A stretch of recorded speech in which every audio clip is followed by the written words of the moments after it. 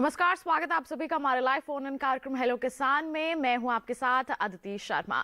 किसान भाइयों बहनों, हेलो किसान कार्यक्रम में हम रोजाना आपके लिए लाते हैं खेती किसानी से संबंधित कुछ विषय, और उन विषयों के संबंध में अगर आपके पास कोई सवाल होते हैं तो उनके जवाब हम आप तक जरूर पहुंचाते हैं। आज के हमारे इस कार्यक्रम में क्या विषय हम आपके लिए लेकर आए हैं, आइए आपको सबसे पहले उसके बारे में जानकारी दे देते हैं। आज के हमारे इस कार्यक्रम में हम चर्चा करेंगे गाजर बीज उत्पादन कैसे करें। जी हाँ, बहुत ही महत्वपूर्ण विषय है।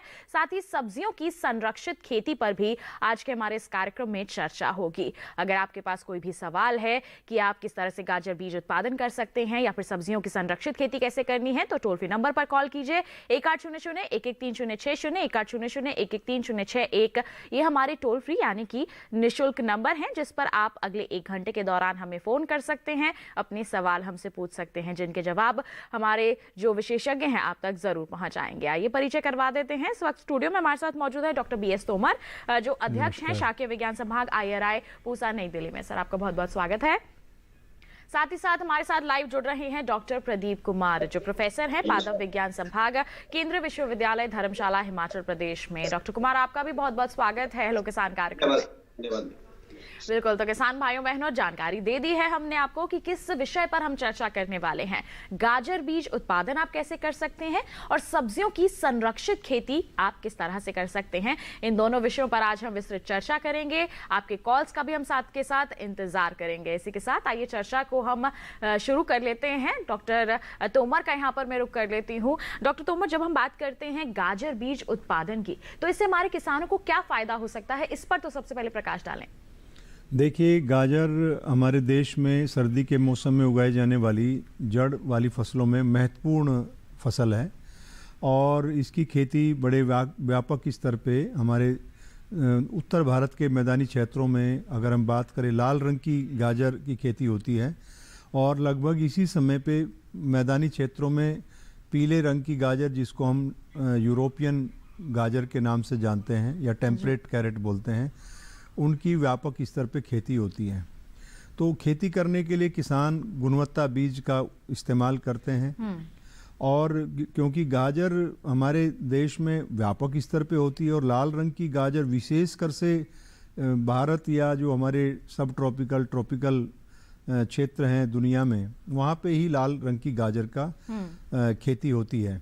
अधिकतर आप देखेंगे यूरोप या विकसित देशों में और पीले रंग की गाजर, जिसको ऑरेंज नेंटिस टाइप हैं या यूरोपियन कैरेट है, उसकी खेती होती है।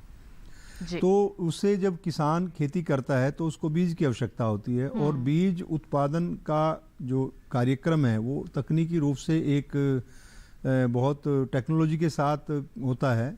जब हमारे किसान भाई गाजर का बीज उत्पादन करते हैं और वो उसका इस्तेमाल स्वयं करते हैं या अपने गांव में दूसरे किसानों को देते हैं, तो व्यावसायिक फसल की अपेक्षा उनको अधिक लाभ होता है। इसलिए हम ये मानते हैं कि किसान भाइयों को सभी किसान भाई तो बीज उत्पादन में नहीं लग सकते, लेकिन कुछ किसान भाई जो बीज उत्पादन करें और ग्राम के स्तर पे हों और वो अपने बीज का विपणन अपने ब्लॉक स्तर पे या गांव के स्तर पे उसको करके बेहतर आमदनी अपनी फसल से ले सकते हैं, इसलिए कर सकते हैं। जी बिल्कुल, और ना केवल खुद के लिए इसे फायदेमंद बना सकते हैं क्योंकि खुद की खेती के लिए वो इस्तेमाल कर सकते हैं, बल्कि दूसरों को भी आप बीज, स्वस्थ बीज मुहैया यहाँ पर करवा सकते हैं। बिल्कुल, किस तरह से आपको शुरुआत करनी है, जगह का चयन, बीज का चयन किस तरह से आपको करना है, इन तमाम बातों पर आज हम चर्चा करेंगे। लेकिन उससे पहले आइए नजर डाल लेते हैं एक खास रिपोर्ट पर।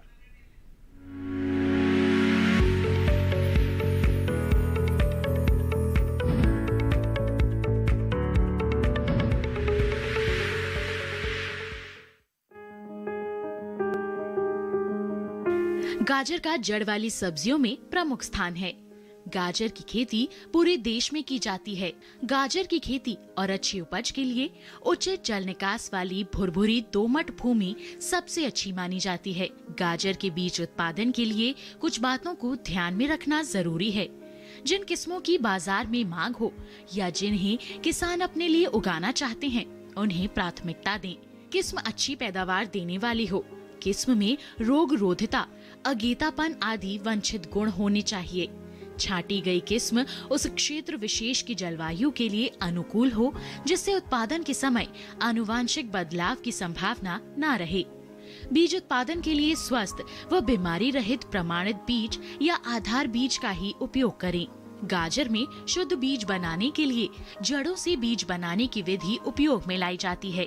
बीज उत्पादन के लिए ऐसी भूमि का चयन करें जिसमें पानी के निकास की उचित व्यवस्था हो और फसल के लिए पर्याप्त मात्रा में जैविक पदार्थ उपलब्ध हो। मृदा गहराई तक हल्की भुरभुरी व कठोर परतों से मुक्त हो। उसी खेत का चयन करें जिसमें पिछले 1 वर्ष में बोई जाने वाली किस्म के अलावा कोई दूसरी किस्म बीज उत्पादन के लिए न उगाई गई हो। खेत खरपतवारों व अन्य फसलों के पौधों से मुक्त हो। साथ ही खेत की मिट्टी रोगों व कीटों से मुक्त हो। बीज की बुआई 40 से 45 सेंटीमीटर चौड़ी और 15 से 20 सेंटीमीटर ऊंची मेड़ों पर करते हैं। बिजाई से पहले बीज को उपयुक्त कवकनाशी से उपचारित कर लें। बिजाई के समय मिट्टी में पर्याप्त नमी हो। बीज में अंकुरण 8 से 10 दिन में होता है। पहली सिंचाई बीज उगने के बाद करें। बीज जमाव के बाद जब पौधे 5 से 6 सेंटीमीटर लंबाई के हो जाएं, तो प्रत्येक 2 पौधों के बीच में 5 से 7 सेंटीमीटर का अंतर रखकर फालतू पौधों को निकाल दें। पंक्तियों के बीच में 2-3 बार निराई गुड़ाई करें, जिससे खरपतवारों पर नियंत्रण रखा जा सके और जमीन में नमी भी बनाए रखी जा सके।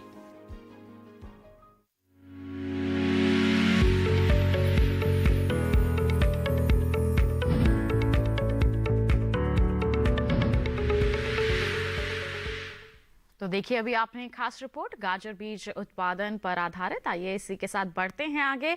हमारा जो दूसरा विषय है सब्जियों की संरक्षित खेती, उस पर चर्चा कर लेते हैं। डॉक्टर कुमार, सब्जियों की खेती के बारे में हम बात करते हैं तो आम हमारे किसान करते ही रहते हैं, लेकिन जब हम बात करते हैं सब्जियों की संरक्षित खेती तो इससे क्या समझा जाए? हाँ, इससे जो सब्जियों की संरक्षित खेती है उसका सीधा संबंध ये है कि हम सब्जियों को जो है वो किस तरह से पैदा कर रहे हैं। पॉली हाउस में कर रहे हैं, ग्लास हाउस में कर रहे हैं, या मल्चीज यूज कर रहे हैं, या फिर कोई अन्य साधन यूज कर रहे हैं जिससे कि सब्जियों को हम जो मौसम के प्रतिकूल प्रभाव होते हैं उनसे बचा रहे हैं जी। उसको हम जो है वो संरक्षित खेती कहते हैं। और संरक्षित खेती में जो आपके ग्लास हाउसेज आते हैं, पॉली हाउसेज आते हैं, आपके जो है नेट हाउसेज आते हैं, शेड एग्रो शेड नेट्स आते हैं। इस तरह से अलग अलग जो संरक्षित खेती के तरीके हैं, उन माध्यमों से सब्जियों का उत्पादन एक नया विषय है। और हमारे देश में लगभग पिछले 10 सालों से इस फील्ड में बहुत ज्यादा जो है वो तरक्की हुई है संरक्षित खेती के विषय में। जी बिल्कुल, सब्जियों की खेती खुले खेत में तो आमतौर पर किसान करते ही हैं, लेकिन किसी संरक्षित ढांचे के अंदर जैसे कि पॉली हाउस है, नेट हाउस है, इसमें भी हमारे किसान बेमौसमी सब्जियां लगा सकते हैं और अच्छी आमदनी अर्जित कर सकते हैं। और किस तरह से इसकी शुरुआत करनी है, क्या किसी तरह के प्रशिक्षण की जरूरत है, इस पर आज हम चर्चा करेंगे। लेकिन उससे पहले आइए नजर डालें एक खास रिपोर्ट पर।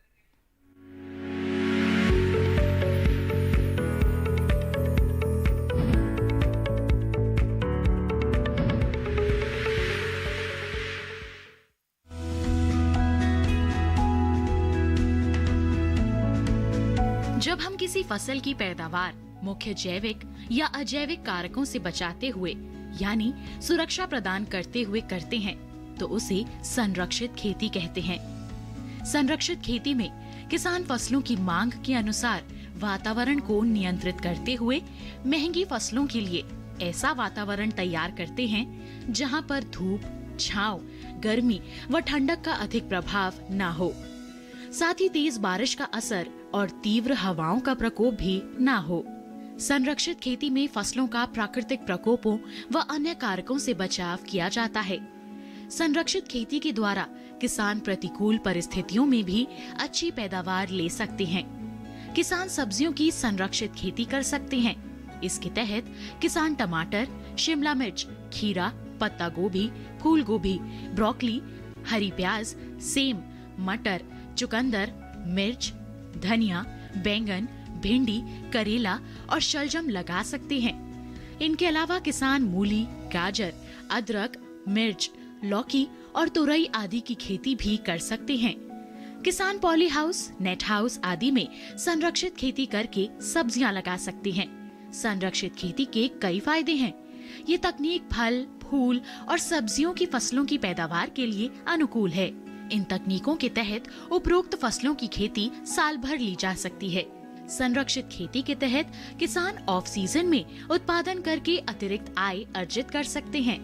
संरक्षित संसाधनों के तहत फसलों के लिए पानी की आवश्यकता को सीमित और नियंत्रित किया जा सकता है।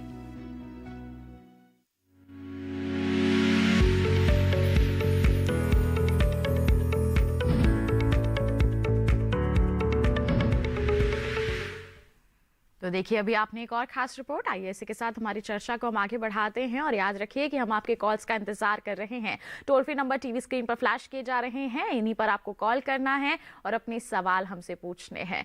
इसके साथ बढ़ते हैं आगे। डॉक्टर तोमर, आपने जिक्र किया कि गाजर का बीज उत्पादन अगर हमारे किसान करते हैं तो उनके लिए काफी फायदेमंद साबित हो जाता है। एक तो स्वस्थ बीज उपलब्ध हो जाता है, साथ ही साथ अच्छी आमदनी का जरिया भी है ये। लेकिन क्या इसको करने से पहले किसी तरह की ट्रेनिंग या प्रशिक्षण की जरूरत होती है?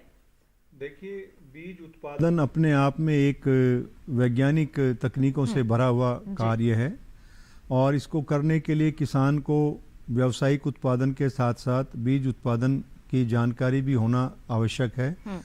और बीज उत्पादन किन किन किस्मों का किया जा सकता है, कहाँ पे किया जा सकता है, कैसे किया जा सकता है, उसके बारे में उनको संपूर्ण जानकारी की आवश्यकता है। पहले से बीज उत्पादन का कार्यक्रम जो बनाते हैं उससे पहले ही ये जानकारी उनके पास होनी चाहिए, यानी कि ज्ञान उनके पास रहना चाहिए। अगर किसान भाई बीज उत्पादन करते हैं गाजर का उत्तर भारत के मैदानी क्षेत्रों में, तो हम उनको ये बताना चाहेंगे अदिति जी कि वो जो हमारी ट्रॉपिकल किस्में हैं या सब ट्रॉपिकल किस्में हैं, जिनको हम सामान्य भाषा में लाल रंग की गाजर के रूप से या काले रंग की गाजर से पहचान सकते हैं, वो किस्में हमारी सब ट्रॉपिकल प्रवृत्ति की होती हैं और उनका बीज उत्पादन हमारे किसान भाई उत्तर भारत के जो मैदानी क्षेत्र हैं सर्दी के दौरान उनको कर सकते हैं। और बीज उत्पादन करने के लिए 2 वर्ष का 2 मौसम लगते हैं, जिनको हम बाइनियल भी बोलते हैं। पहले मौसम में हमें जड़ें तैयार करनी होती हैं और दूसरे में जब जड़ तैयार हो जाती है उनको निकाल करके दोबारा खेत की तैयारी करके उनमें जड़ों को रोपित किया जाता है जी। तो इसलिए इसको बाइनियल बोलते हैं, द्विवर्षीय बोलते हैं, या 2 मौसम में बीज उत्पादन की प्रक्रिया पूरी होती है। तो अगर आपको जो प्रमुख किस्में जैसे पूसा रुधिरा है, असिता है या संकर बीज है, संकर किस्म है पूसा वसुधा, यानी कोई किस्म भी है, उसका बीज उत्पादन अगर हमारे किसान भाई करना चाहते हैं तो पहले उनको 2 जड़ों को तैयार करना पड़ेगा। तो जड़ तैयार करने के लिए पहले जो हमारे खेत हैं उनकी मिट्टी कैसी होनी चाहिए, कार्बनिक तत्व कैसा होना चाहिए, और उसके लिए बलुई दोमट या दोमट किस्म की मिट्टी अच्छी रहती है, जिसमें खरपतवारों की सघनता नहीं होनी चाहिए, अधिकता नहीं होनी चाहिए। उसमें जड़ों को हम तैयार करते हैं जी। और क्या प्रक्रिया रहती है डॉक्टर तोमर, आपसे जानेंगे, लेकिन एक कॉलर हमारे साथ यहाँ पर जुड़ गए हैं, उनका सवाल हम यहाँ पर पहले शामिल कर लेते हैं। इस वक्त अयोध्या उत्तर प्रदेश से हिमांशु जी हमारे साथ फोन लाइन पर हैं। हेलो हेलो जी, नमस्कार, स्वागत आपका कार्यक्रम में। क्या सवाल है आपका? नमस्कार जी। हमारा क्वेश्चन है, बैगन की खेती करना है मैडम जी। गर्मी में, तो कैसे, किस विधि से कैसे खेती करें? बैंगन की खेती आप करना चाहते हैं आगे आने वाले समय में, इसके लिए आपको जानकारी चाहिए। तो दोनों ही हमारे जो एक्सपर्ट हैं वो सब्जी के हैं, लेकिन यहाँ पर डॉक्टर कुमार का रुख कर लेते हैं, पहले उनसे जान लेते हैं। क्या कहेंगे डॉक्टर कुमार, बैंगन की खेती करना चाहते हैं तो किस तरह की आप सलाह देंगे इन्हें? बैंगन की खेती तो उत्तर भारत में जहां से ये है वहां तो कमर्शियल स्केल पे होती है, और बैंगन की खेती जो है उसके लिए तो बहुत सारे हाइब्रिड्स भी उपलब्ध है मार्केट में, और जो स्थानीय किस्में हैं वो भी उपलब्ध रहती हैं। अब ये किस तरह की खेती करना चाहते हैं, व्यावसायिक स्तर की अगर खेती करना चाहते हैं तो फिर हाइब्रिड किस्मों का जो संकर किस्में है उनका ये उपयोग करें। और बैंगन के लिए तो सबसे बढ़िया ये है कि पहले आप बैंगन की पौध तैयार करें, तैयार करने के बाद उसको अच्छे से, अपना जो खेत है उसे अच्छे से तैयार करें और वहां उसको रोपित करें। अगर बैंगन में कोई विशेष इनको कोई समस्या है या कोई तकनीक के बारे में जानना चाहते हैं तो बात कर सकते हैं। लेकिन बैंगन जो है वो साधारणतया उत्तर प्रदेश के किसान बहुत ज्यादा लगाते हैं, अधिक संख्या में लगाते हैं। जी जी जी बिल्कुल, तो आसानी से कर सकते हैं। डॉक्टर तोमर, आपको जोड़ना चाहेंगे, कोई किस्म बताना चाहेंगे उन्हें? मैं अपने किसान भाई हिमांशु जी को ये बताना चाहूँगा, शर्मा जी ने जो बात कही उसी को मैं थोड़ा सा और आगे बढ़ाना चाहूँगा। जैसे किसान भाई का रुचि है कि भाई मैं गर्मी में बैगन लेना चाहता हूँ, तो हम अपने किसान भाई को बताना चाहेंगे कि सभी किस्मों को या सभी संकर किस्मों को गर्मी के मौसम में उगाना मुश्किल होता है। तो एक तो किस्मों का चयन जो गर्मी के मौसम में अच्छी पैदावार दे सकती हैं जी। उसमें एक किस्म का तो मैं नाम लेना चाहूँगा, हमारे संस्थान की पूसा श्यामला एक किस्म है जो लंबे फल देती है। हमने उसको परीक्षण किया है कि ये किस्म गर्मी के मौसम में अच्छी पैदावार दे सकती है जून के शुरुआत तक। तो अब बात आती है कि गर्मी के मौसम में जो बैंगन लेना चाहते हैं तो उसकी रोपाई कब करें किसान भाई? उसकी रोपाई का जो समय है हम कहना चाहेंगे 25 जनवरी के आसपास किसान को बैगन को अपने खेत में रोपाई कर देना चाहिए, या 9 मार्च के पहले सप्ताह में। और उसके लिए पहले पौध तैयार करना पड़ेगा। पौध तैयार, खुले खेत में पौध तैयार नहीं हो सकती क्योंकि अयोध्या में भी ठंडक होती है और बैंगन के जमाव के लिए 25 से 28 डिग्री तापक्रम की आवश्यकता होती है। तो इनको संरक्षित अवस्थाओं में इसकी पौध तैयार करें, प्लग ट्रे के अंदर पौध तैयार करें और बिजाई के बाद तकरीबन 25 से 30 दिन के अंदर संरक्षित अवस्थाओं में इसकी पौध तैयार हो जाती है। तो अगर हमारे किसान भाई मार्च के पहले सप्ताह में रोपाई करना चाहते हैं तो हम कहेंगे कि 26 जनवरी के आसपास वो पौध डालें। और अगर जल्दी 20 फरवरी के आसपास डालना चाहते हैं तो 30 दिन उसमें घटा दें, यानी कि 20 जनवरी के आसपास संरक्षित अवस्थाओं में पौधशाला का निर्माण करें और पौध तैयार कर लें, फिर उसकी रोपाई कर दें। तो गर्मी के मौसम में किस्मों का चयन और पौध की तैयारी, ये दोनों बातें महत्वपूर्ण होती हैं क्योंकि खुले खेत में निम्न तापक्रम पे पौध तैयार करने में कठिनाई होती है। जी बिल्कुल। तो हिमांशु जी, किस तरह से आपको तैयारियां करनी हैं, पौध कैसे तैयार करनी है और कौन सी किस्म का आप चुनाव कर सकते हैं गर्मी के मौसम में खास तौर पर, अभी हमारे विशेषज्ञ ने आपको जानकारी दे दी है। और ऐसी ही महत्वपूर्ण जानकारियां हमारे सभी दर्शकों तक हम पहुंचाते रहेंगे, लेकिन एक छोटे से ब्रेक के बाद कहीं मत जाइए, देखते रहिए हमारा लाइव फोन इन कार्यक्रम हेलो किसान और बने रहिए दूरदर्शन किसान पर।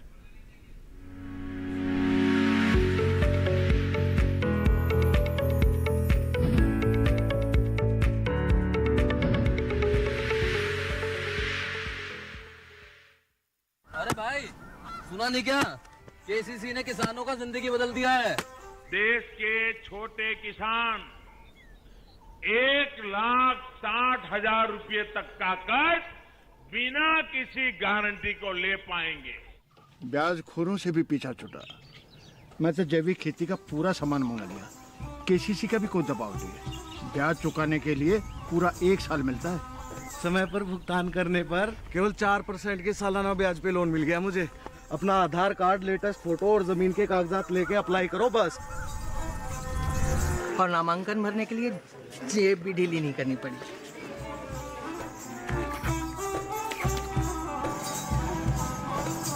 चाचा, उधार चुकाने के 24 घंटे के बाद उतने ही पैसे वापस निकाल सकते हैं। केसीसी ने किसानों की जिंदगी वाकई बदल दी है। तो आप भी किसान क्रेडिट कार्ड अपनाएं और सहजता से ऋण पाएं।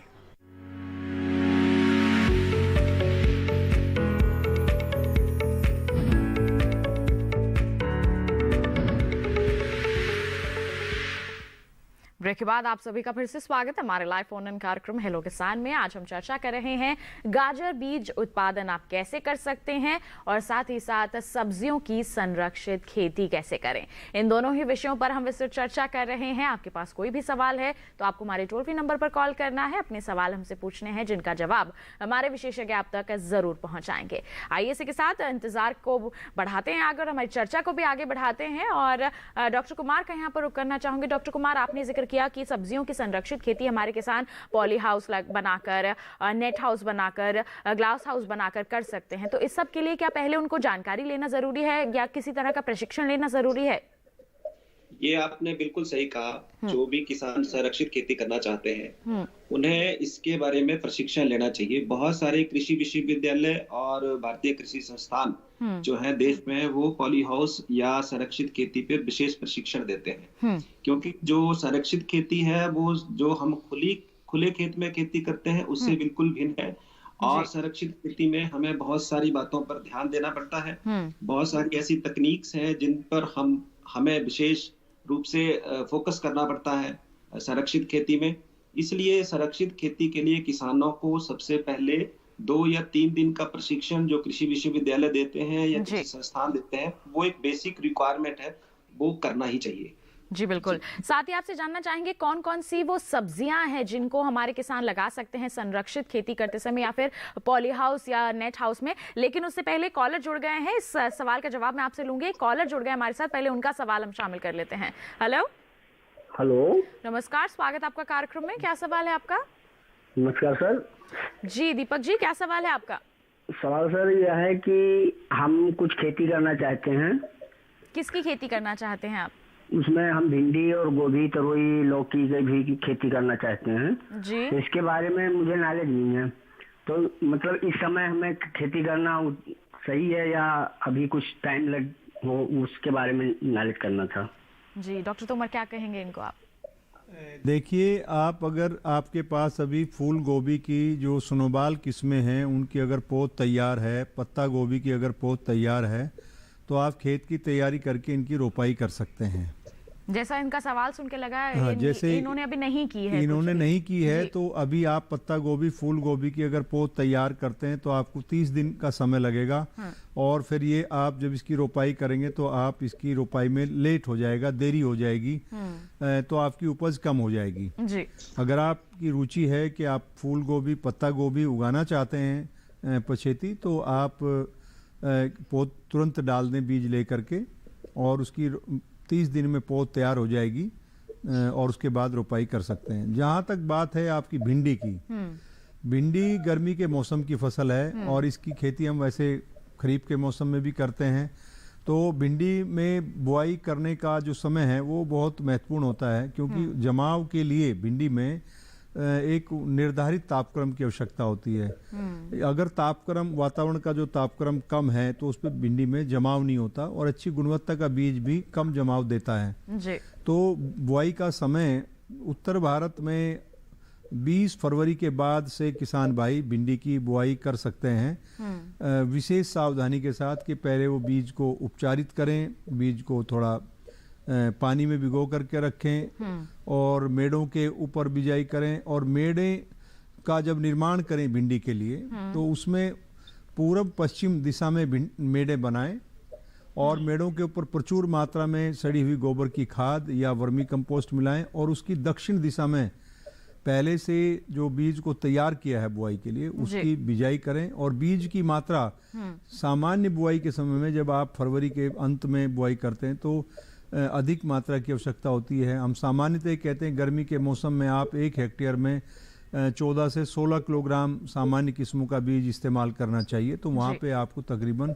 20 से 25 किलो बीज आपको इस्तेमाल करना पड़ेगा। अगर आप संकर किस्मों का बीज इस्तेमाल करते हैं, सामान्य परिस्थितियों में आप 6 किलो बीज इस्तेमाल करते हैं, तो आपको 8 किलो बीज लगाना पड़ेगा जी। तो आपको ये ध्यान रखना पड़ेगा कि भाई तापक्रम की स्थिति को देखना पड़ेगा। उसके लिए आप दूरदर्शन को नियमित रूप से देख सकते हैं या अखबार में या अपने मोबाइल के माध्यम से वातावरण की जो परिस्थितियां हैं, जो जमाव के लिए तापक्रम उपयुक्त है, वो उपलब्ध हो गया कि नहीं है, तब आप उसकी बिजाई करें, तब आप इसकी अच्छा जमाव ले सकते हैं और अगेती फसल ले सकते हैं जी। तो इस प्रकार से आपको थोड़ा अपने जो व्यवहारिक ज्ञान है उसको तेज करना पड़ेगा, सार्फ करना पड़ेगा, ताकि आपकी फसल बेहतर हो सके। जी बिल्कुल, दूरदर्शन किसान के माध्यम से तो हम जानकारियां पहुंचाते ही रहते हैं। आप हमसे लगातार जुड़े रहिए, जो भी सब्जी या फिर जो भी फसल आप लगाना चाहते हैं, हम उसके बारे में जानकारियां अलग अलग कार्यक्रमों के माध्यम से आप तक पहुंचाते ही रहते हैं। और साथ ही साथ आप जो भी नज़दीकी कृषि विज्ञान केंद्र है वहाँ का भी रुख कर सकते हैं, वहाँ से भी जो महत्वपूर्ण जानकारियाँ हैं आप अर्जित कर सकते हैं। आइए बढ़ते हैं आगे। डॉक्टर कुमार, आपसे मैंने प्रश्न किया था कि कौन कौन सी सब्जियाँ हैं जो संरक्षित रूप से खेती कर सकते हैं हमारे किसान? संरक्षित खेती के लिए जो 3 प्रमुख फसलें हैं, एक शिमला मिर्च है, दूसरी टमाटर और तीसरा खीरा। ये 3 प्रमुख फसलें हैं जो संरक्षित खेती के लिए अत्यंत उपयोगी हैं। और इन तीनों को चुनने का कारण ये है कि पॉली हाउस के अंदर या संरक्षित खेती में जो वर्टिकल स्पेस जिसको बोलते हैं, जो ऊपर का जो स्पेस होता है, उस स्पेस को ज्यादा उपयोग में लाना है, क्योंकि पॉली हाउस के अंदर या ग्लास हाउस के अंदर या जो संरक्षित खेती के लिए हम नेट हाउस यूज कर रहे हैं, उसका जो एरिया है वो सीमित होता है। तो सीमित एरिया में जो हमारा ऊपर वाला हिस्सा क्षेत्र है, वर्टिकल स्पेस जिसको कहते हैं अपनी भाषा में, वो ज्यादा इस्तेमाल हो, इसलिए इन 3 फसलों का चुनाव, शिमला मिर्च है, टमाटर है और खीरा है, इन 3 फसलों का चुनाव कर सकते हैं। और यही 3 फसलें जो है वो पॉली हाउस के लिए या संरक्षित खेती के लिए उपयुक्त है। इसके अलावा एक बात और है इस संरक्षित खेती में कि बहुत सारे किसान जो है, देखने में ये आया है कि इन 3 फसलों को छोड़ के अन्य फसलें भी लगाते हैं। जैसे उसमें मटर है, बीन्स, फ्रांस बीन जिसको कहते हैं, वो लगा देते हैं, या कई बार हमारे हिमाचल में हम लोग देखते हैं कि कई बार वो फूल गोभी भी इसके अंदर लगा देते हैं। लेकिन जो ये फसलें हैं उनको लगाते हैं वो केवल ऑफ सीजन लेने के लिए, ताकि उनको मार्केट में अच्छा रेट मिल सके। बाकी 3 फसलें जो मैंने आपको कहा, शिमला मिर्च है, टमाटर है, खीरा है। जी बिल्कुल, ये मुख्य तौर पर फसलें हैं जिनका चुनाव हमारे किसान संरक्षित रूप से खेती करने के लिए कर सकते हैं। बढ़ते हैं आगे, एक और कॉलर हमारे साथ जुड़ गए हैं महाराष्ट्र के सोलापुर से। सुनील जी ने हमें कॉल किया है, जान लेते हैं क्या है उनका सवाल। हेलो जी सुनील जी, स्वागत है आपका कार्यक्रम में, क्या सवाल है आपका? मेरा सवाल ये है कि मैंने 2 महीना हो गया बैंगन का रोप लगाया जी, तो उसका छोटा छोटा फूल धरता है, लेकिन मैडम, हेलो जी जी, आपका सवाल सुन रहे हैं। हाँ, लेकिन 2 महीना खाली फूल धरता है, लेकिन वो गलता है, मीन्स उसका फल नहीं धर रहा है, उसके लिए क्या करना पड़ेगा? 2 महीना हो गया। 2 महीना हो चुका है। डॉक्टर तोमर क्या कहना चाहेंगे? बैंगन लगाया 2 महीना जी, और जो उसका 1 महीना हुआ रहेगा।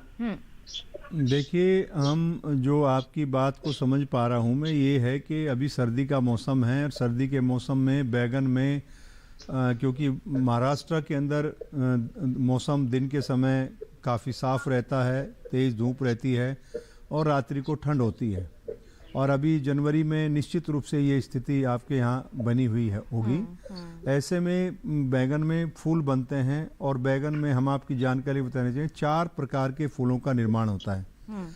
एक तो बोलते हैं हम, जिसमें जो वर्तिकाग्र हैं, लंबे वाले होते हैं, जिनको लॉन्ग स्टाइल बोलते हैं, फिर मीडियम स्टाइल, शॉर्ट और शूडो शॉर्ट। जब वातावरण की परिस्थितियां अनुकूल नहीं होती हैं, तब बैंगन के अंदर निम्न तापक्रम पे या उच्च तापक्रम पर जो सूडो शॉर्ट और शॉर्ट स्टाइल के फूल होते हैं, उनका उत्पादन अधिक होता है, जिनमें फलन की संभावना कम होती है। और जब मौसम अनुकूल होता है, उसी किस्म के अंदर अधिक मात्रा में लॉन्ग स्टाइल और मीडियम स्टाइल के फूल पैदा होते हैं। तो एक तो ये है कि अभी आपको वातावरण की परिस्थितियों में बदलाव की इंतज़ार करनी पड़ेगी।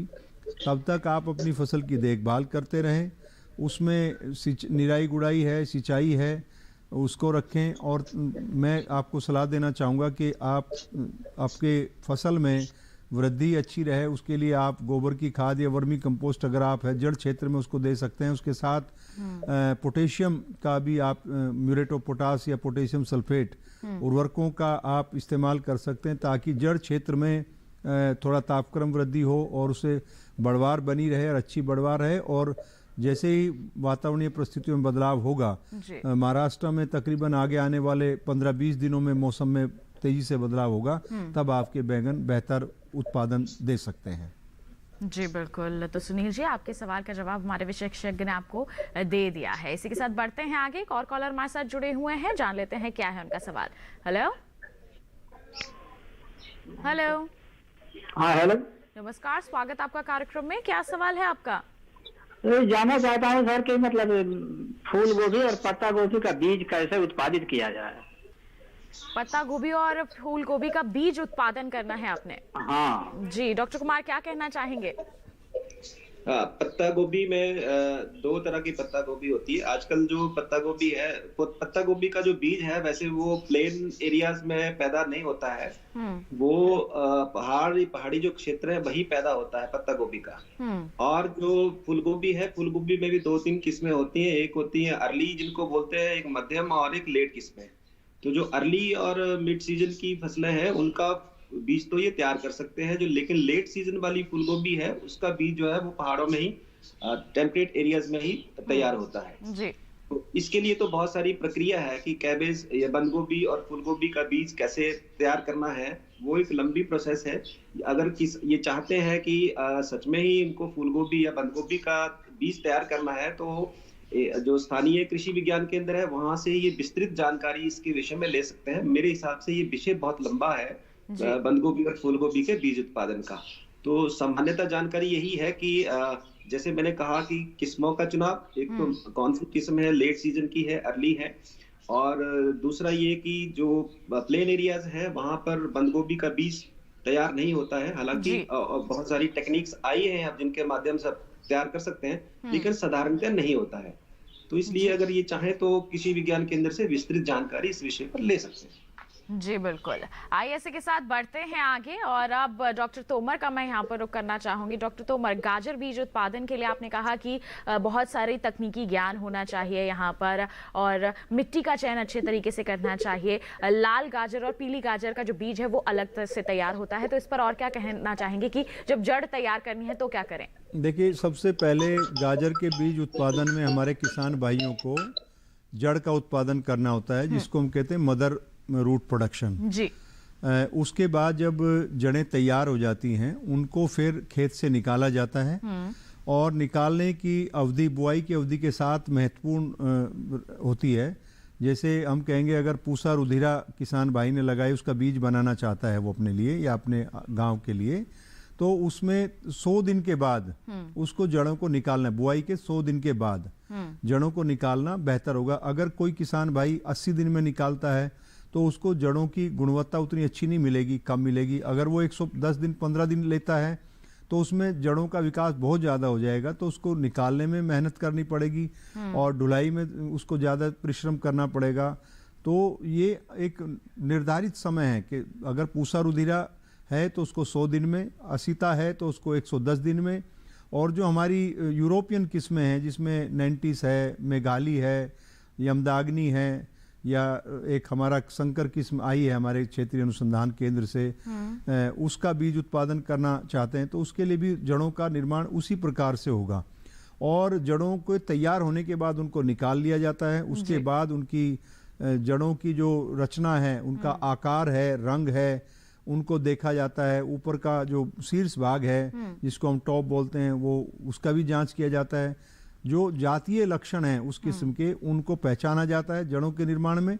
सामान्यतः आप देखेंगे पूसा रुधिरा की जो जड़ें हैं वो 25 से 30 सेंटीमीटर तक लंबी होती हैं, लाल रंग की होती हैं, और अगर उसके ऊपर नीला रंग आ जाता है, कई बार कुछ जड़ों में किसान भाई देखेंगे कि ऊपर एक्सपोजर के कारण या निम्न तापकरण के कारण जड़ें ऊपर से नीली हो जाती हैं, तो इस प्रकार की जड़ों को निकाल दिया जाता है।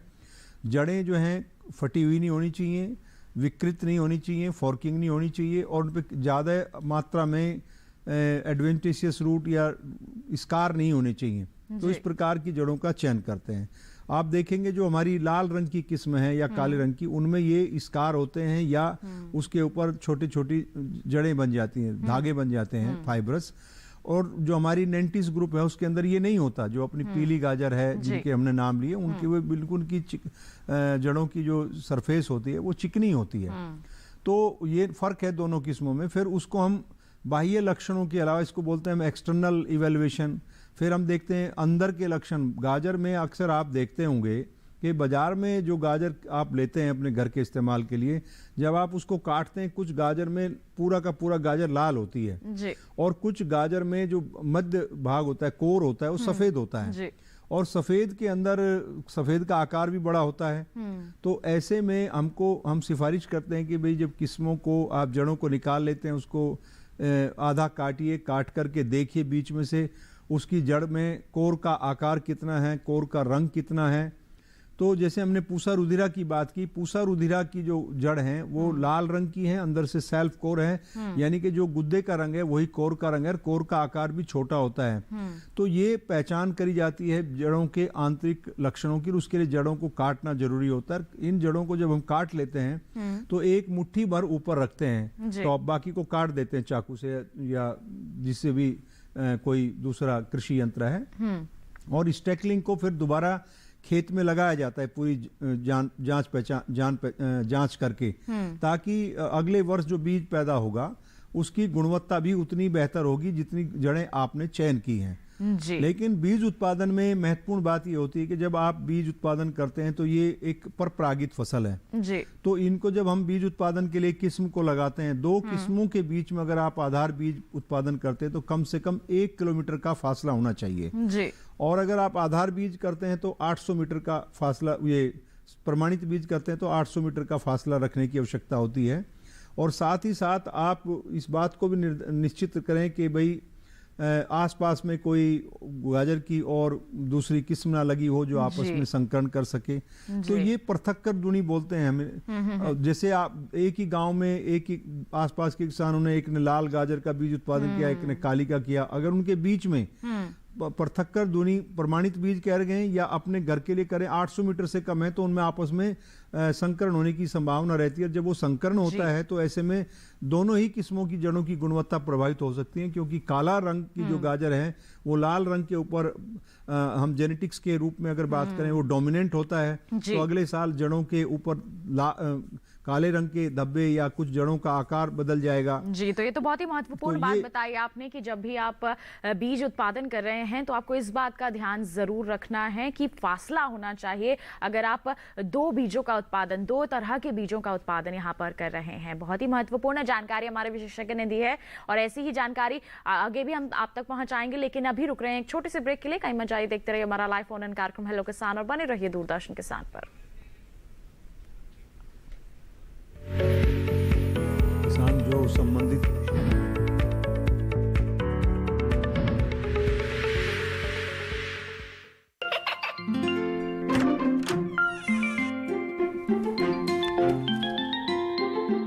ये क्या हो रहा है?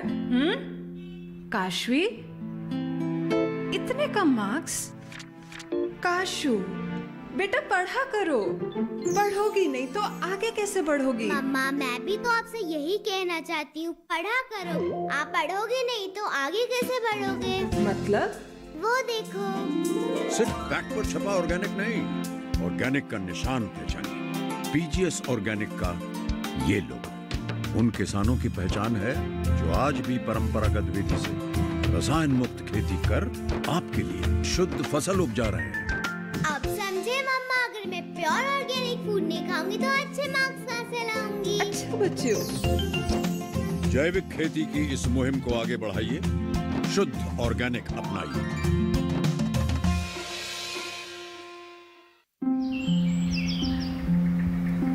अरे अरे अरे क्या कर रहा है?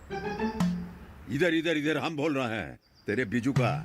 पुतला बोल रहा है? हाँ, पक्षियों से तो हम खेत को बचा लेते हैं, पर इन घातक रसायनों से कैसे बचाएं? मतलब? देख बेटा, तू जो ये अंधाधुंध रसायन मिलाता है ना, मिट्टी की सेहत बिगड़ने लगी है और जब माटी ही कमजोर पड़ जाएगी तो उपज कैसे सेहतमंद होगी? अरे पहले ऐसा नहीं था, पूछना अपने बड़े बुजुर्गों से, कैसे फसल लहलहाती थी, शुद्धता झलकती थी। हाँ, माटी भी तंदुरुस्त और लोग भी। पहली वाली बात कहाँ? पर अब तो सब यही डाले हैं। सब नहीं, आज भी लाखों जागरूक किसान परंपरागत विधि से फसल उगा रहे हैं, खर्चा कम और उपज की कीमत भी बेहतर पा रहे हैं। ठीक है भाई, मैं भी आज से जैविक खेती शुरू करूंगा। माटी से प्रेम की परंपरा है परंपरागत खेती।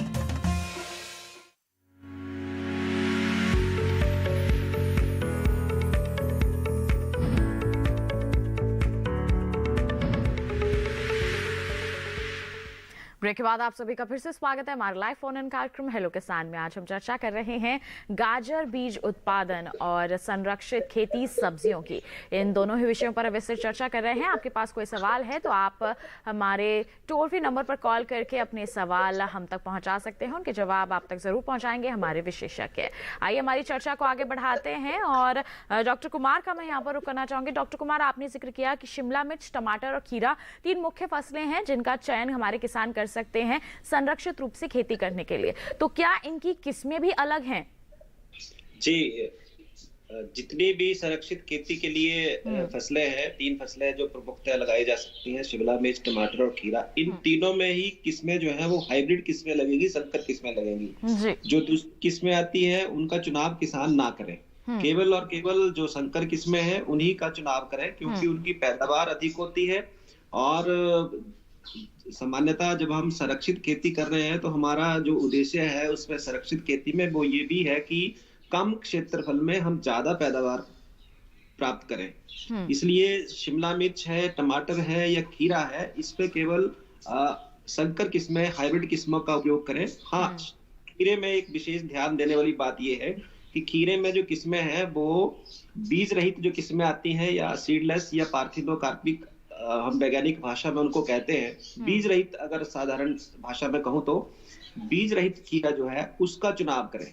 क्योंकि संरक्षित खेती में जो ये खीरा है, खीरा वैसे तो पर परागण या क्रॉस पॉलिनेटेड क्रॉप है, लेकिन क्या है कि अगर पॉली हाउस के अंदर हम इस फसल को लगाएंगे तो इसमें पॉलिनेशन नहीं होगी। इसलिए जो पार्थिनोकार्पिक या सीडलेस वैरायटीज है उन्हीं का चुनाव करें किसान। जी बिल्कुल। तो किस तरह की किस्मों का चयन आपको करना है हमारे विशेषज्ञ ने आपको बता दिया है। आइए इसी के साथ बढ़ लेते हैं आगे। कॉलर हमारे साथ जुड़ गए हैं उत्तर प्रदेश से, जान लेते हैं क्या है उनका सवाल। हेलो हेलो हेलो जी शशिकांत जी, स्वागत है आपका कार्यक्रम में। क्या सवाल है आपका? मैं जानना चाहता हूँ कि हम अपने किचन गार्डन में चुकंदर की खेती कब कर सकते हैं? आप किचन गार्डन में चुकंदर की खेती करना चाहते हैं, क्या कहेंगे डॉक्टर तोमर आप? देखिए, चुकंदर को आप अगर अभी लगाना चाहते हैं तो आप अपनी किचन गार्डन में चुकंदर की अभी बुआई कर सकते हैं। ऐसे सामान्यतः इसकी बुआई का जो समय है वो है सितंबर से अक्टूबर, और लेट से लेट आप मध्य नवंबर तक लगा सकते हैं। लेकिन अभी भी आप इसकी बुआई अपनी गमलों में या अपनी क्यारियों में कर सकते हैं। उसके लिए आप क्रिम्सन ग्लो या डेट्रियोटेड डार्क रेड DDR जिसको बोलते हैं, दोनों किस्मों में से कोई भी एक किस्म ले सकते हैं। दोनों की किस्मों को अगर तुलनात्मक देखें तो क्रिम्सन ग्लो इसके लिए ज़्यादा बेहतर रहेगी, तो उसको लेकर के आप बीज की बुआई कर दें और आपकी फसल तकरीबन अभी जनवरी, आज 12 जनवरी होगी तो फरवरी मार्च के अंत में आपको चुकंदर तैयार हो जाएंगे। जी, तो अभी आप शशिकांत जी बिल्कुल अपने किचन गार्डन में चुकंदर की खेती कर सकते हैं। हम जो किस्में हैं उसके बारे में हमारे विशेषज्ञ ने आपको बता दिया है। आइए बढ़ते हैं आगे और डॉक्टर तोमर से ही हम जानकारी लेना चाहेंगे। आपने जिक्र किया कि किस तरह से हमारे किसानों को सावधानियां बरतनी है जो वो गाजर बीज उत्पादन कर रहे हैं, और कौन सी सावधानियां हैं या फिर प्रबंधन कार्य हैं जो हमारे किसानों को करने चाहिए? एक तो पहली सावधानी तो जो हमने बताई कि किसान भाई जब बीज उत्पादन करते हैं तो पहला पृथक्करण दूरी को सुनिश्चित करना है कि आधार बीज उत्पादन के लिए 1000 मीटर और प्रमाणित बीज उत्पादन के लिए या स्वैच्छिक ट्रूथफुली लेबल सीड पैदा करने के लिए 800 मीटर की दूरी दो किस्मों के बीच में होना जरूरी है। दूसरी बात है कि स्टैकलिंग को हम कितनी दूरी पे लगाएं। जो हमने जड़ें निकाल करके चयन करके स्टैकलिंग तैयार कर लिया, हम बताना चाहेंगे अपने किसान भाइयों को कि आप पंक्ति से पंक्ति 60 सेंटीमीटर और पौधे से पौधे की दूरी 45 सेंटीमीटर रख सकते हैं, और मेड़ों के ऊपर इसकी रोपाई करें। रोपाई करने से पहले जब मेड़ों का निर्माण करें तो उसमें नाइट्रोजन की आधी मात्रा, फास्फोरस और पोटास की पूरी मात्रा, अगर आप 1 हेक्टेयर में गाजर का बीज उत्पादन करते हैं तो तकरीबन 40 किलोग्राम नाइट्रोजन और 60 किलोग्राम फास्फोरस और 80 किलोग्राम पोटास के इस्तेमाल करने की आवश्यकता होती है जी। और उसके बाद इसकी रोपाई करें, फिर इसमें बढ़वार होगी, बढ़वार के बाद इसमें पुष्पन होगी। अगली बात महत्वपूर्ण होती है क्योंकि ये परपरागित फसल है। जब आप प्रगरात फसलों में महत्वपूर्ण हो जाता है कि आप अगर मधुमक्खी के छत्ते अतिरिक्त रूप से अपने खेत में रख देते हैं तो इससे परागण वाहकों की संख्या बढ़ जाएगी और परागण प्रक्रिया को तेजी मिलेगी, तो आपकी 15 से 20% उपज ऐसे भी बढ़ने की संभावना रहेगी जी। और तीसरी बात महत्वपूर्ण है कि आप मार्च के मध्य में या अंत में इस बात को निगरानी करें कि आपकी उसमें पाउडरी मिल्ड्यू का आक्रमण तो नहीं है, क्योंकि जब उत्तर भारत के मैदानी क्षेत्र होते हैं उनमें मार्च के अंत में तापक्रम में वृद्धि होती है और खेतों में नमी होती है, तो गाजर के अंदर पाउडरी मिल्ड्यू लगने की संभावना बढ़ जाती है और उसके लक्षण मध्य अप्रैल तक दिखाई देते हैं जब पुष्पन अपनी पूरी चरम सीमा पे होता है। तो ऐसे में अगर किसान भाई पहले से सचेत हैं, अपने खेत में बराबर जाते हैं, निरीक्षण करते हैं कि छोटे छोटे पाउडर के चूर्णिल धब्बे तो नहीं दिखाई दे रहे, उसकी प्रारंभिक अवस्था में छिड़काव कर दें तो उसके बचाव कर सकते हैं। तो ये 4-5 बातें प्रमुख रूप से किसान भाइयों को ध्यान रखनी, पृथक्करण दूरी की और अच्छे पोषण प्रबंध की, मधुमक्खियों का इस्तेमाल और उसमें आने वाली जो प्रमुख बीमारी है पाउडरी मिल्ड्यू, इसके लिए पहले से ही तैयार रहें जी, निगरानी बनाए रखें। 4 बातों का ध्यान रखेंगे तो बहुत जरूरी बातें हैं जो आपको ध्यान में रखनी है जब आप गाजर बीज उत्पादन में लगे हैं। तो आइए इसके साथ बढ़ते हैं आगे। कॉलर हमारे साथ जुड़ गए हैं मध्य प्रदेश से, जान लेते हैं क्या है उनका सवाल। हेलो मैडम, मैं खरगोन जिले से कालूराम केवल बोल रहा हूँ। जी नमस्कार, स्वागत आपका कार्यक्रम में। क्या सवाल है आपका? मैडम मैं जानना चाहता हूँ, मैंने 18 तो पौधे बैगन के लगाए हैं जी, उन पौधे में फल जो है फल फट रहे हैं। फल जो है वो फट रहे हैं जी जी। डॉक्टर कुमार क्या कहेंगे? डॉक्टर साहब से जानना चाह रहा हूँ कि जो उसके अंदर जो इल्ली लगी है फल के अंदर, हाँ, उसके लिए कुछ पेस्टिसाइड बताएं। जी डॉक्टर कुमार क्या कहना चाहेंगे आप? जी जी, ये जो फल फटने की प्रक्रिया है 2 कारणों से हो सकती है। एक कारण तो ये होता है इसका कि अगर आपके खेत में नमी जो है वो प्रॉपर नहीं है और आप मान लो अगर सूखा है और आपने एकदम से पानी लगाया तब भी फल फट जाते हैं। तो ये एक इसमें जो विशेष कारण है वो ये रहता है और इस बात का किसान भाई को ध्यान रखना चाहिए कि जो खेत में नमी है वो प्रॉपर है कि नहीं है। दूसरा ये कि मैच्योरिटी जो है फ्रूट की, अगर वो फ्रूट जो है मैच्योर हो गया है और आप उसको तोड़ नहीं रहे हैं, निकाल नहीं रहे हैं, तब भी कई बार ओवर राइपनिंग की वजह से जो फ्रूट है वो फट जाते हैं। जी, इन दोनों ही अवस्थाओं का स्थितियों का जो है, जैसे इन्होंने जिक्र किया कि इल्ली लगी है, तो उसके लिए किस तरह से ये उपचार कर सकते हैं? उसके लिए ये देखना होगा कि अगर फफूंद कह रहे हैं, फफूंद लगी होगी तो ये सामान्यतः देखो 2 बातें हैं। एक तो बहुत ही कॉमन जो दवाई हमारे पास आती है बेबिस्टीन या डाइथेनम 45 बेबिस्टीन या डाइथेनम 45 का ये स्प्रे कर सकते हैं अपने खेत में। और अगर फिर भी कंट्रोल नहीं होता है तो जो स्थानीय कृषि विशेषज्ञ हैं उनको वो अपनी फसल दिखा सकते हैं कि मैंने ये जो 2 साधारणतः अवेलेबल मेरे पास दवाइयां हैं, इनका स्प्रे करने से भी जो ये फफूंद है ये कंट्रोल नहीं हुई है। जी बिल्कुल। डॉक्टर तोमर आप कुछ कहना चाहेंगे इसमें? मैं ये कहना चाहूँगा कि जैसे प्रवीण जी ने बताया कि ये मौसम, एक तो खेत के अंदर नमी का नियमित रूप से होना आवश्यक है, क्योंकि इसकी अनियमित नमी के कारण कभी सूखा कभी अधिकता तो ये हो सकता है। दूसरा इसका प्रमुख कारण हो सकता है कि किसान भाई इस फसल को निरंतर जब अपने खेत में लगाते हैं तो कई पोषक तत्वों की कमी हो जाती है, जैसे विशेष करके बोरोन। बोरोन एक सूक्ष्म तत्व है जिसका बहुत बड़ा योगदान है।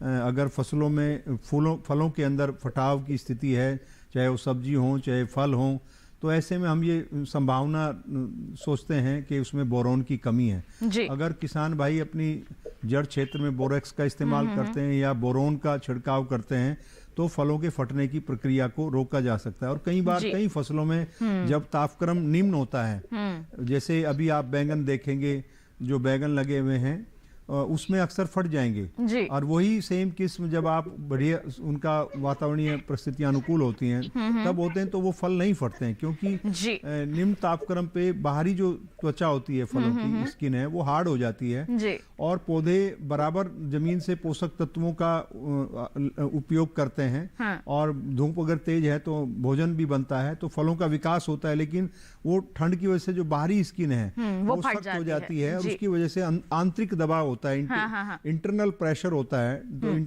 जो उसकी टर्जिडिटी है वो डैमेज होती है, इसलिए फलों का फटने की संभावना बढ़ जाती है। जी बिल्कुल, तो ये कारण हो सकता है आपका जो फल फट रहे हैं। बिल्कुल ऐसे ही कॉलर्स के सवाल के जवाब हम पहुंचाएंगे, लेकिन अभी रुक रहे हैं एक छोटे से ब्रेक के लिए। कहीं मत जाइए, देखते रहिए हमारा लाइव फोन इन कार्यक्रम हेलो किसान।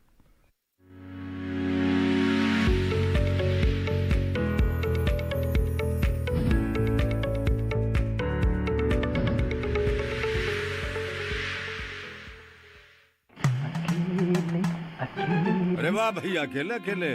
अरे तू भी ले, पर खाएगा कैसे? मैं ऑर्गेनिक खेती की बात कर रहा रे बेटे। अकेले अकेले खेती कब तक करेगा? मतलब गांव में 20-25 किसानों का समूह बना के पंजीकरण करवा ले, फिर सरकारी ट्रेनिंग भी मिलेगी और मुफ्त जैविक बीज खाद भी। फिर बीजीएस ऑर्गेनिक की सरकारी मोहर के साथ तेरी उपज आकर्षक पैक में पहुंचेगी बड़े बाजार तक। अच्छा? हाँ। अरे भाई कहाँ चल दिया? सबको साथ लाने, आमदनी बढ़ाने। तो किसान भाई समझ गए ना? साथ मिलकर ऑर्गेनिक खेती कीजिए, अपनी परंपरा को आगे बढ़ाइए, ज्यादा मुनाफा कमाइए। माटी से प्रेम की परंपरा है परंपरागत खेती।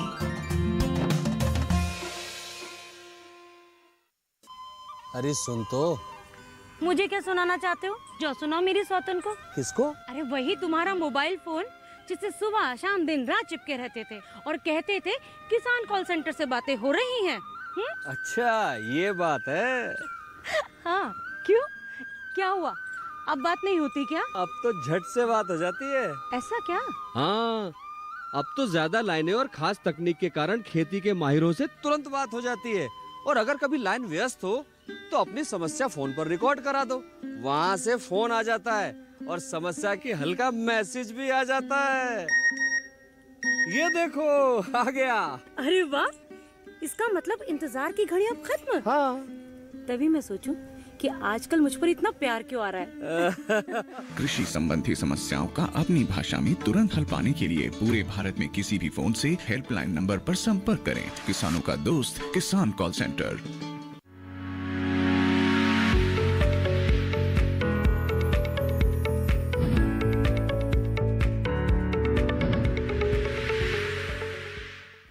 ब्रेक के बाद आप सभी का फिर से स्वागत हमारे लाइव फोन इन कार्यक्रम हेलो किसान में। चर्चा कर रहे हैं गाजर बीज उत्पादन और सब्जियों की संरक्षित खेती पर। रुक कर लेते हैं डॉक्टर कुमार का। डॉक्टर कुमार, सब्जियों की संरक्षित खेती करने से हमारे किसान किस तरह से ज्यादा लाभ ले सकते हैं, आपसे जानना चाहूंगी मैं संक्षिप्त में। संरक्षित खेती से एक तो पैदावार बहुत अधिक होती है, कई गुना होती है। अगर मैं सामान्यतः कहूँ तो 10 गुना तक ज्यादा अधिक पैदावार, ये मैं कम कह रहा हूँ, इससे अधिक भी हो सकती है जी। 10 इतनी अधिक पैदावार होने के कारण, उसकी क्वालिटी अच्छी होने के कारण बीमारियों से बहुत बचाव रहता है संरक्षित खेती में जी। और जब क्वालिटी आपकी अच्छी होगी, पैदावार आपकी अच्छी होगी, तो किसान भाइयों को अपनी फसल का जो मूल्य है वो अधिक मिलता है। इस कारण उन्हें अधिक लाभ हो सकता है। जी बिल्कुल। तो हमारे जो किसान भाई बहन हैं वो संरक्षित खेती करके सब्जियों की बहुत ही ज़्यादा लाभ ले सकते हैं, अच्छी गुणवत्ता वाली पैदावार और अच्छी मात्रा में ले सकते हैं। बिल्कुल। रुक कर लेते हैं डॉक्टर तोमर का। डॉक्टर तोमर, आपसे आखिरी सवाल करना चाहूंगी मैं, गाजर बीज उत्पादन से हमारे किसान कैसे लाभान्वित हो सकते हैं, आप भी संक्षिप्त में बता दें। देखिए, गाजर बीज उत्पादन से मैंने पहले भी कहा था कि जड़ उत्पादन करके बाजार में बेचने के अक्सर अगर कुछ किसान भाई बीज उत्पादन करते हैं तो वो उससे सामान्य परिस्थितियों की अपेक्षा 1.5 गुना तक अधिक आमदनी ली जा सकती है और बेहतर गुणवत्ता का बीज अपने लिए, अपने गांव के स्तर पे या अपने ब्लॉक के स्तर पे किसान दूसरे किसानों को उपलब्ध करा सकते हैं। जी बिल्कुल। ये तमाम तरह के सामान्य किस्में खेती में हैं और उनका बीज उत्पादन वो कर सकते हैं। जी बिल्कुल। तो ये तमाम तरह के फायदे हैं अगर हमारे किसान गाजर बीज उत्पादन कर लेते हैं तो। बिल्कुल, मैं दोनों ही विशेषज्ञों का धन्यवाद देना चाहूंगी। डॉक्टर कुमार, बहुत बहुत धन्यवाद आपका हमारे साथ जुड़ने के लिए, इतनी महत्वपूर्ण जानकारियां साझा करने के लिए हमारे साथ, हमारे सभी दर्शकों के साथ। और इसी के साथ डॉक्टर आपका भी बहुत बहुत धन्यवाद, आपने महत्वपूर्ण जानकारियां पहुंचाई हमारे दर्शकों तक। बहुत बहुत धन्यवाद।